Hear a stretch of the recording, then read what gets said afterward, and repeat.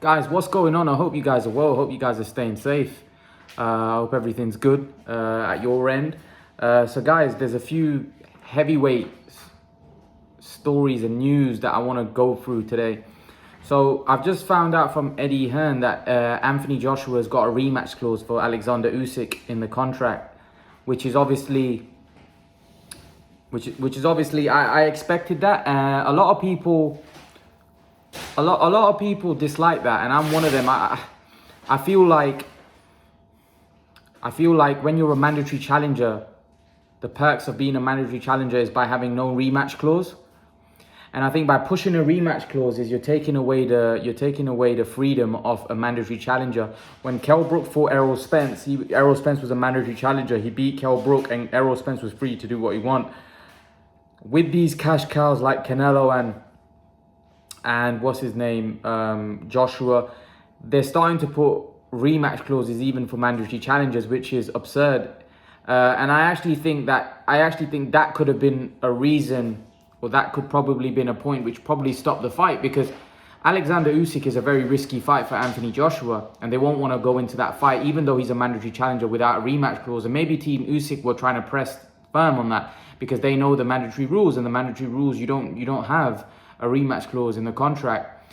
I don't really like promoters going down that route because, like I said, you're taking away freedom. So now in the second fight, Alexander Usyk is going to be fixed to a rematch. He has to give him a rematch. And not just that, generally the split and all of that is determined as well in the rematch. So he won't even be able to negotiate that.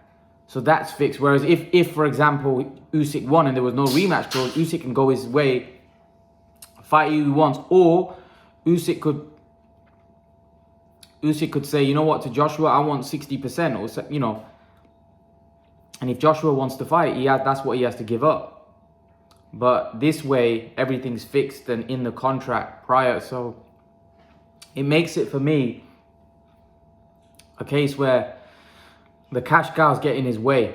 And I just don't think that's good for boxing, because I like the mandatory rule where a mandatory challenger gets a fixed percentage.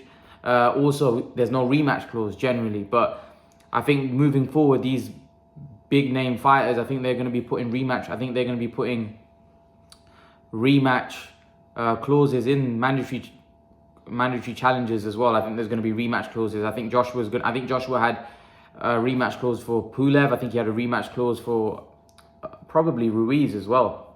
Well, Ruiz was a voluntary, so that's fair enough putting that in there. But for a mandatory challenger, even Povetkin, I think there was a rematch clause for that as well. So I think Joshua's going to have rematch clauses even for his mandatory challengers. So when Eddie Hearn says that they're not free and they're not able to fight whoever they want, the fact is that Joshua is generally going to fight top level guys, even if he's picking them for a voluntary, right? He's not going to be fighting lower level guys. He's going to be fighting top level. That's just the way Joshua is. He wants to fight the top guys out there. But even in a mandatory challenger, Joshua's not a threat because he knows he's got a rematch clause even if he loses. So for me personally, I don't know whether I like that. At the same time, Joshua is the biggest star. He creates the biggest fights and the biggest events. So a lot of people want to see him as a champion. A lot of people want to see him with all the belts. But I don't know. What are you doing for someone like Alexander Usyk? If he was to win, he has to automatically rematch, even though he's put himself in a mandatory position. He has to rematch Joshua. Now, Eddie Hearn made a good point that Alexander Usyk, it would make financial sense for him to take the rematch because he'd be getting paid more money in the rematch than he could get anywhere else. And that's true. I agree with that. So financially, Usyk will probably go for the rematch anyway because he knows it makes financial sense for him and it'd make him a lot of money. The fact is, I don't like the fact that you're taking away someone's freedom, because I'm pretty sure that was probably a deal breaker. If Usyk's team pressed firm on not having the rematch, Anthony Joshua may have vacated the belt, and that might have not meant that they're not going to get that fight. And a lot of people say, well, Usyk should have just held firm or whatever. But it's not the case, because Usyk knows that fighting Anthony Joshua is going to get a huge payday. Fighting Joe Joyce, he's not going to get anywhere near the payday. So at the end of the day, he knows there's advantages. Plus, he's going to be fighting for 3 belts. And I'm pretty sure if Usyk beats Joshua once, he'll be confident to beat him again. And in the rematch, he'll get paid a lot more money. So there's pros and cons. But I don't know. I just think that by going down that route, I just think you're taking a freedom away from the mandatory challenger. The whole purpose of putting yourself in a mandatory spot where you have those benefits. Unfortunately, now those benefits are no longer there for mandatory challengers. And by the way, I don't even think Usyk would have probably got the split that, you know, when it goes to purse bids, it's normally, I think it's 70-30, maybe WBO split, or 75-25. I don't know exact. But I'm not sure that, I doubt Usyk got that, because I think they were Eddie Hearn was probably looking to offer Usyk a deal, which probably wasn't near the split that, you know, he would get from a normal mandatory challenger. Like I said, gets 25% or 30% of the split. I'm pretty sure Eddie Hearn probably wasn't willing to give that split to Usyk. So I think that's probably what they were having disagreement on, most likely. They probably wanted to play him a flat fee, whereas Usyk probably knew that. And that's why Usyk was making videos saying, I want more money, Eddie, because they probably weren't happy with what they were being offered. And then eventually they probably reached a deal. And that's why Eddie Hearn was basically saying that, you know, we're not going to be forced by the WBO to fight Usyk. We're going to do our own thing. And I think that was probably maybe putting pressure on Team Usyk, and also just saying that, you know, we may go our separate direction. We may not fight Usyk. I don't think AJ would do that, because I just think that he knows the kind of backlash he would get if he was to do that. And I think with what AJ, the resume that he's got, I don't really think he wants that kind of backlash, because he knows that he's done more than any other heavyweight in current era in terms of the opposition that he's faced. Now, I will say this though. Joshua, although he's faced a lot of good competition and his resume is miles better than Wilder and Fury's, for me, the three top heavyweights are Joshua, Fury, and Wilder. And two of them have faced each other. One of them, although he's faced a lot of better opposition than the other two, he hasn't faced one of the two top guys that are considered two of the other top names. So, for me personally, I do think that Joshua needs to fight one of those, and the winner of that fight, Joshua needs to pursue that fight. And listen, he has been. It's not his fault with what happened. It's not his fault at all what happened. But in terms of public perception, I'm pretty sure he needs one of those names on his resume in terms of a win, or he needs to beat one of them to be hailed, you know, the best heavyweight. I just don't think until he beats the winner of that fight, I don't think you can hail him the best heavyweight, because a lot of people do think Tyson Fury is the best heavyweight in the world. And if Wilder was to beat Fury, then people will probably say Wilder's the best heavyweight in the world. So I think until Joshua beats the winner of that fight, I don't think he's going to get the full credit. So hopefully they can make that fight, and hopefully that fight can happen. So going on to part two, we obviously all saw the Deontay Wilder and Tyson Fury's press conference for the trilogy.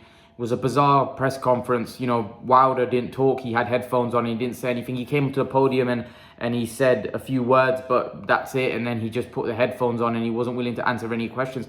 I just think Wilder is disconnected from, you know, the media. I think he's only going to give interviews to his so-called, like he gives interviews to, you know, the people that he wants to give interviews to. Like, I think it was 78 Sports that he gave an interview to. I think he's only going to give interviews to probably him, because I've not seen him give an interview to anybody else apart from him. So I just don't think he's going to be giving any of the media any kind of interviews. I think he's disconnecting. Maybe he feels that they're biased against him or something, and he's just disconnected from them, because I think that was basically his actions kind of showed that he's not really willing to engage with the media.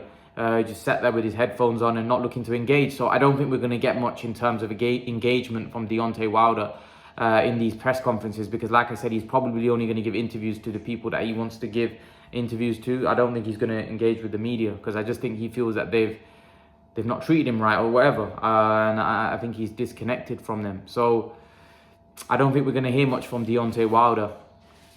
We've had the YouTube channel, the 78 Sports, that he gives his interview to. We've heard him give an interview there. We've heard him speak. So I think that's going to be his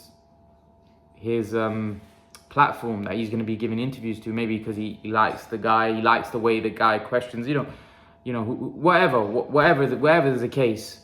But I think it also, when you look at it, I don't think he wants to really engage with Tyson Fury. I don't really think he wants to have a war of words with Tyson Fury. He probably thinks it's pointless. There's no point of getting back and forth with this guy. Just be silent, not say anything, and put headphones on, and then come fight night, he can do the talking in the ring.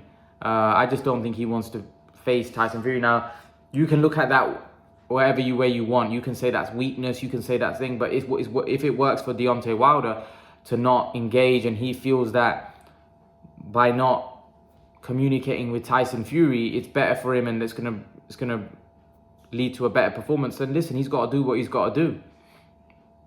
At the end of the day, this is about winning, and Deontay Wilder wants to win. He thanked his lawyer, he thanked his legal team and his team, saying that I'm obviously happy that they've got him the rematch.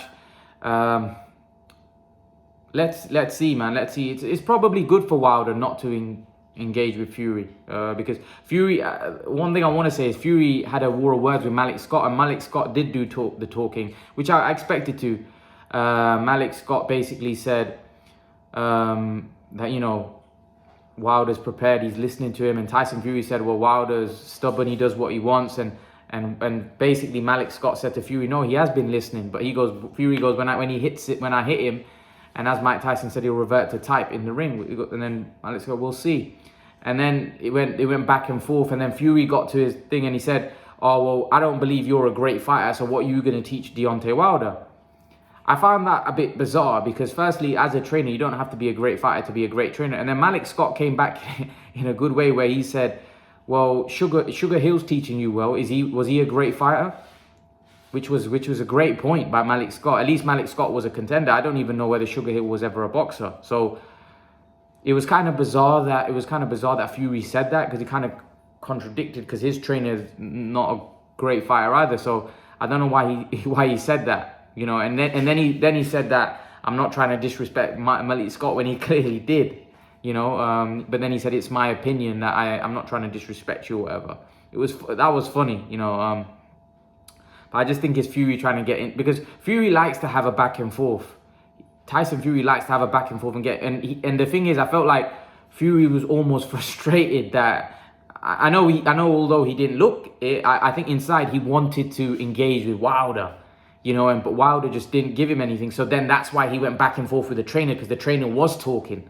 Do you see what I'm saying? Well, I think he was frustrated, and that's why he had those war of words with Malik Scott, because I think he wanted to actually have a war of words with Wilder, but he didn't get that. And Wilder just completely shut him off. I don't even think Wilder looked at him. Wilder, even when he came to the podium, he said a few words and then sat down. He didn't even look at Tyson Fury. So I think Tyson Fury was a little frustrated, because he wanted to engage with him, probably wanted to have a war of words with him, get into his head, but it didn't. This time, Deontay Wilder just didn't have a back and forth with him. Because if you look at the first two press conferences, right, Tyson Fury and Deontay Wilder had back and forth, right, both times. But in this time, they didn't have Wilder just completely disengaged, so it's going to be interesting to see how this moves forward. But it was good, at least Malik Scott came and said his piece, because otherwise we would have had a one-sided press conference, where it was just Fury's team answering the questions and Wilder and his team just sitting there. So at least Malik Scott answered some of the questions, and I like, to be honest, the back and forth between Malik Scott and Tyson Fury was entertaining. Tyson Fury said, oh, I bust your eardrum. And Malik Scott said, yeah, you can fight. So you're a 260-pound man that can fight, and you bust my eardrum. What's the big deal? These things happen in boxing. So I think Malik Scott really handled the situation very well. I think he definitely, for me, in Wilder not saying anything, I think what he was saying was good. I actually think he was, he even said prior to, when he was asked about, how, Wilder's been working, I think the stuff that he said was all great. I think Malik Scott handled the press conference very well, because it couldn't have been easy with your fighter just sitting there with headphones on, not engaging, and you're having to basically talk for him, right? And then there's Fury basically trying to have digs at you, and with Wilder's not saying anything because he's not engaging, and then Malik Scott is the one that's having and he's the trainer, you know. So it was good. It was good. It was at least Malik Scott, you know, said his piece, and I thought I thought everything he said was you know, was reasonable. I actually enjoyed it. I enjoyed listening to him. I enjoyed listening to Fury. I enjoyed listening to Bob Arum gave his piece as well. So yeah, I'm looking forward to this fight. I think there's a bit of needle there, but I think there's not going to be any needle where there's going to be any war of words.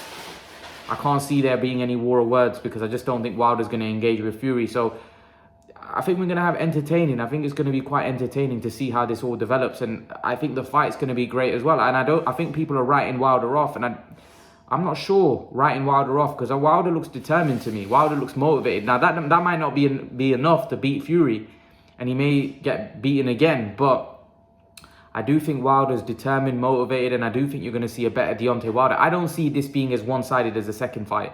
I know a lot of people do. I don't. I think this is going to be a lot closer than what people think. And I won't be surprised if Fury gets knocked down or hurt in this fight. I think Wilder's very motivated, very, very motivated, and I like the fact that he's disengaged and he's just concentrating on the fight. He doesn't want to get into a war of words. It's basically like a man on a mission. That's what Wilder is right now, and I think that's a great mindset to have. It's a great mindset to have.